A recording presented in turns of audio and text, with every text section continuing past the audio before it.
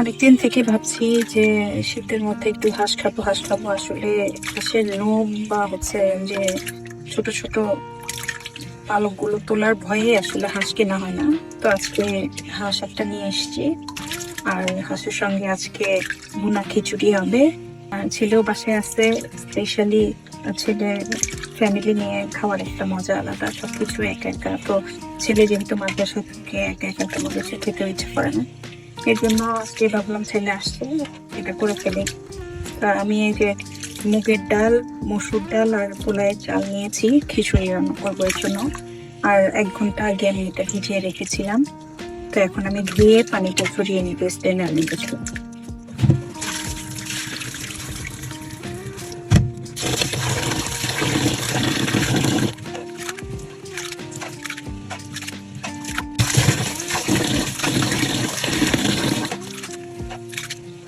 তো আমি এখন চালগুলো স্টেনারের পানি ঝরে নিব, স্টেনারে উঠিয়ে নিচ্ছি। তো চালটা কিন্তু আমি স্টেনারে উঠিয়ে নিয়েছি, এটা এখন পানি ঝরাতে দিব। আর এদিকে আমি হাঁসটা এখন একটু রেডি করে নিব। তো হাঁসটা নিয়ে এসেছি আমি স্বপ্ন থেকে, যেহেতু মানে ছেলের তেমন ঝামেলা নেই, এই জন্য স্বপ্ন থেকে নিয়ে এসেছি। আমার খুবই বিরক্ত লাগে হাঁসটা মানে ছেলকে হাঁসের পালক পরিষ্কার করতে, এর জন্য আমার খাওয়াই হয় না আর কি তেমন। তো এই যে স্বপ্ন থেকে নিয়ে আসছি একদম পরিষ্কার করা, শুধু এটা একটু আগুনে ছেঁকে নিব। এই যে ছোট ছোট হয়তো কিছু ইয়ে আছে, এগুলো আগুনে ছেঁকলেই চলে যাবে, তাছাড়া একদম পরিষ্কার, বেশি ঝামেলা হবে না। ছোট ছোট যেগুলো আছে এগুলো আগুন ছেঁকলেই আর কি উঠে যাবে। তা এখন আমি হাঁসটা আগুনে ছেঁকে নিচ্ছি।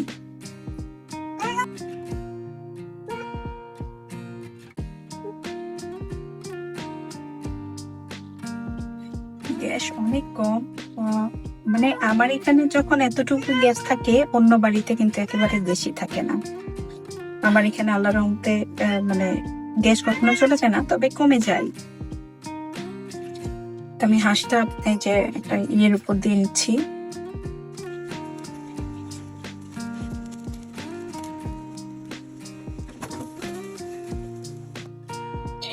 এক পাশ মোটামুটি করে নেওয়া শেষ, আমি উল্টে অন্য পাশে এখন করে নিচ্ছি। পাখার নিচে টিচে একটু ভালো করে পরিষ্কার করে নিচ্ছি, যেন পালক টালক থাকলে সব পুড়ে যায়।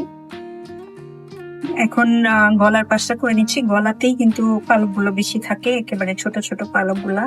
তো গলাটা ভালোভাবে পুড়ে নিতে হবে। তো হাঁসটা কিন্তু আমার পুড়ে নেওয়া শেষ, এখন আমি একটু দেখবো যে ছোটখাটো কোনো কিছু এই টাইপের কিছু আছে কিনা। নাই তবুও একটু চেক করে নিলে ভালো, আর যদি থাকে এগুলো একটু বেছে নিব, বেছে নিয়ে আমি কেটে নিব এখন।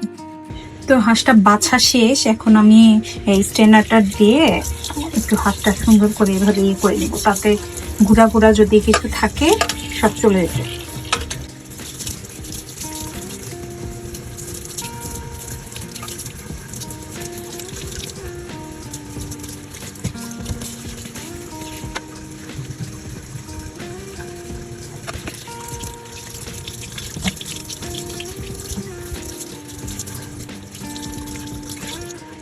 এটা পরিষ্কার মানে আমি ঘষে নিয়েছি, এখন আর তেমন নাই, একবারে সব পরিষ্কার হয়ে গেছে।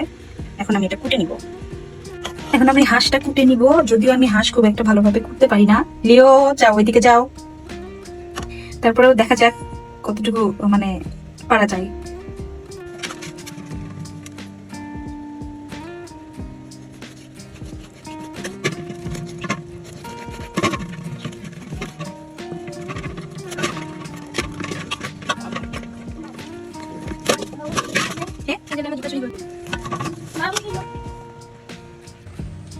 তুই তো আমার হাঁসের মাংস কোটা শেষ, জানি না কেমন পারছি, যতটুকু পারছি ততটুকু চেষ্টা করছি করার। আসলে এইভাবে করা হয় না, হাঁসের মাংস কাজের বয় করে দেয়, আজকে কাজের বউ আসতে একটু দেরি হবে, এর জন্য আমি কুটে নিলাম। যাই হোক, যতটুকু পারছি ট্রাই করছি করার। এখন আমি এইসব ধুয়ে চুলায় উঠাই দিব। এই যে হাঁসের মাংস ধুয়ে নিয়েছি, এখন হচ্ছে মশলা টসলা দিয়ে উঠাই দিব। আর এই যে মশলাগুলো আমি নিয়ে নিয়েছি, মশলাগুলো এখন আমি সব দিয়ে দিচ্ছি। এখন দিয়ে দিচ্ছি পেঁয়াজ, তারপর দিয়ে দিলাম হলুদ গুঁড়া, তারপর দিয়ে দিলাম ধনিয়া গুঁড়া, দিয়ে দিচ্ছি জিরা গুঁড়া, তারপর দিলাম লবণ, তারপর দিয়ে দিচ্ছি তেল। আমার একটু ঠান্ডা লেগেছে, এর জন্য গলাটা মনে হয় ডাবা ডাবা লাগতেছে। আচ্ছা, সবকিছু দিয়ে এখন আমি সুন্দর করে মাখিয়ে দিব।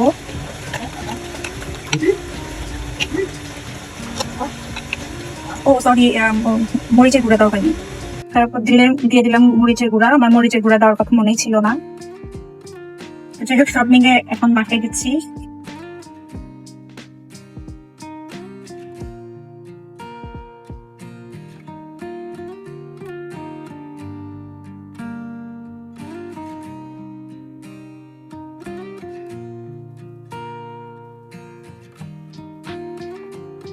তো এই পর্যায়ে আমি এখানে বেশি পানি দিব না, একটু পানি দিব, হাত দিয়ে পানি দেওয়া।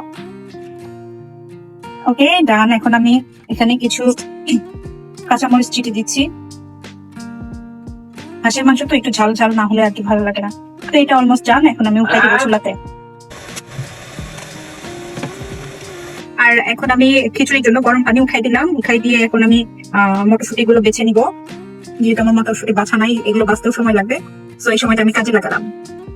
আর এদিকে এসে ছেলেকে বলছি যে মটরশুঁটি বাছতে, বলে কি যে কোনো মেশিন নাই মটরশুঁটি বাছার। চিন্তা করেন কি পরিমাণ অলস হইলে এই ধরনের কথা বলতে পারে। এখন আমাকে হচ্ছে মটরশুঁটি বাছার মেশিন খুঁজতে হবে, যে মটরশুঁটি বাছা যায় কি দিয়ে বাছা যায় বা তাড়াতাড়ি হয় কিনা ছেলের জন্য। নাও নাও নাও, বাছো তাড়াতাড়ি। আসলে এটা একটা ঝামেলার কাজ, অনেক ঝামেলার কাজ। মানে বাঁচতে বাঁচতে জীবনটা শেষ এই মটরশুঁটি। আবার শীতের সময় আসলে মটরশুঁটি ছাড়া খিচুড়ি বা অন্য কিছু পোলাও টোলাও এগুলো আমার ভালো লাগে না। খিচুড়ি পোলাও মাছ ভুনাতে মটরশুঁটি না দিলে আসলে জমে না। বাছো। অনেক জোর জবরদস্তি করে একটা নামাইছি, একটা নামাইতে পারছি। তারপরেও দেখেন হাতের অবস্থা কি করে রাখছে, চিন্তা করেন। দেখেন হাত কি করতেছে, মানে হাতের মধ্যে একটা নিচে দেখি দেখি, দেখেন হাতের মধ্যে একটা নিয়ে বসে আছে। কি পরিমাণ অলস এই বাচ্চা কাচ্চা গুলা। আর চেহারার অবস্থা তো দেখার মতো না। আসলে বাচ্চা কাচ্চাদেরকে কাজ শেখানো উচিত, মানে শেখানো উচিত যেন মায়ের তাড়াহুড়া ব্যস্ততা দেখে যেন বাচ্চা কাচ্চা স্ব ইচ্ছায় কাজ করতে চায়, এই মাইন্ডটা তাদের আসলে দেওয়া উচিত প্রতিটা বাবা মা। এমন না যে আমার বাচ্চা কাচ্চাকে দিয়ে আমি কাজ করবো না, এটা কিন্তু একটা বাজে মন মানসিকতা। ছোট থেকে না বাবা মাকে হেল্পিং মাইন্ড যেটা, এটা বাচ্চাদের ভিতর দেওয়া উচিত, যেন এটা ফিল করে যে না আমার বাবা মা একটা কাজ করছে, আমিও তাকে হেল্প করি। এই তো আমার মটরশুঁটি ফেলা শেষ, মানে জেল খেটে বের হলাম এমন অবস্থা। তো যাই হোক, এখন রান্নায় চলে যায়। আবার কেউ কাজ করুক বা না করুক, আমার লিও কিন্তু আমার কাছে এসে সবসময় বসে থাকে। সে কাজ তো করতে পারবে না, কিন্তু সে আমার পাশে কাজের সময় এসে যে বসে, এটা আমাকে খুব মানে অনুপ্রেরণা জায়গায় কাজের।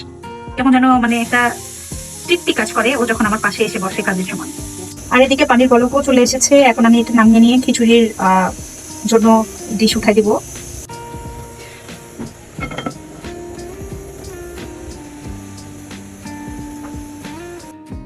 প্রথমেই দিয়ে নিচ্ছি আমি তেল,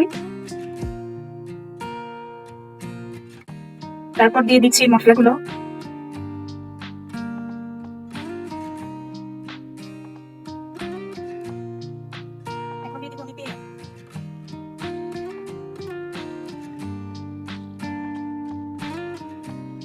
পেঁয়াজটা কিন্তু ব্রাউন কালার হয়ে গেছে। এখন আমি আদা রসুন বাটা দিয়ে দেবো।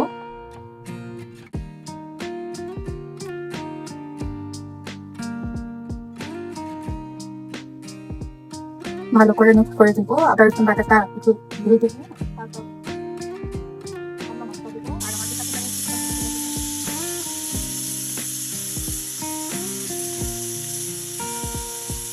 এখন আমি একে একে সব মশলা দিয়ে দিব। হলুদ গুঁড়া দিয়ে দিলাম। হলুদটা খুবই অল্প দিচ্ছি, কারণ খিচুড়িতে আমার বেশি হলুদ ভালো লাগে না।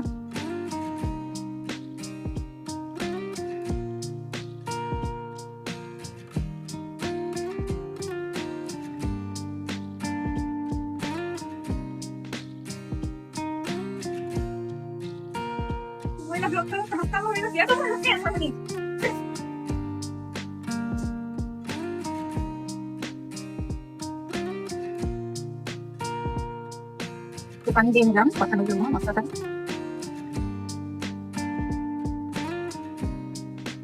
উপরে আমি লবণ দিয়ে দেবো।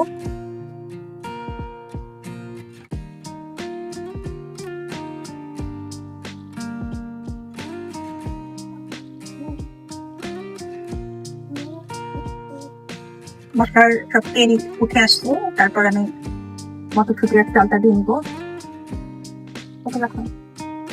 আর এই পর্যায়ে আমি কয়েকটা কাঁচামরিচ দিয়ে দিলাম, যেহেতু ঝাল খিচুড়ি বোনা খিচুড়ি একটু ঝাল ঝাল না হলে ভালো লাগবে না, একটু কাঁচামরিচের পরিমাণটা আমি একটু বাড়াই দিচ্ছি। আর এখন আমি মটরশুটি গুলো দিয়ে নিচ্ছি।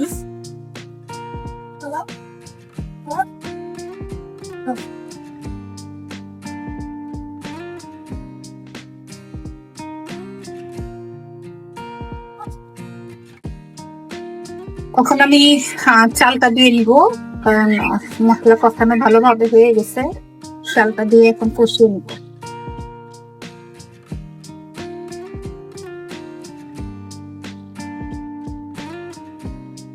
চালটা ভালো করে কষাই নিব এখন। আমার কিন্তু খিচুড়ি আসলে ঝরঝরা পছন্দ না, একটু নরম নরম খিচুড়ি আমার সবসময় ভালো লাগে। এই জন্য আমি একটু নরম করবো, পানিটা বাড়াই দিব। যেমন আমার বেশি ঝরঝরা খিচুড়ি খেতে ইচ্ছা করে না।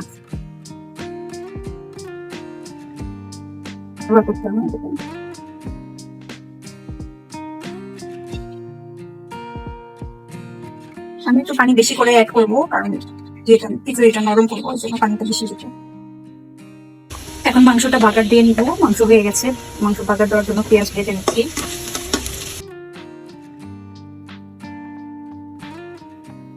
জিরা দিয়ে নিলাম।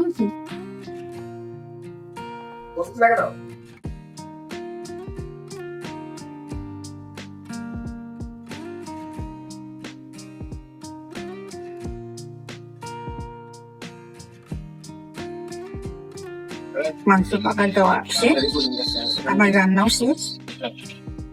কাজটা কাটতে না যায়, রাখুন, চিকন করে রাখুন, চিকন করে